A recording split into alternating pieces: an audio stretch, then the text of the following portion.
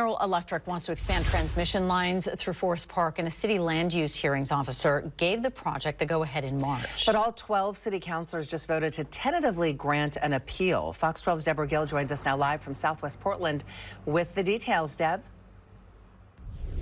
Well, you can see how neighbors feel about this proposed plan and with this sign that they put up at this Forest Park entrance. Portland General Electric wants to cut down 397 trees across 4.7 acres in the park to expand power lines. The utility says the project is necessary to upgrade transmission and address expanding need so that people don't lose power when they need it most during storms and high heat.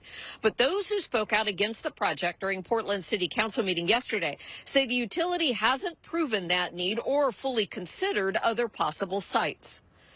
They say that we'll have rolling blackouts across the region if we don't have this project done by 2028.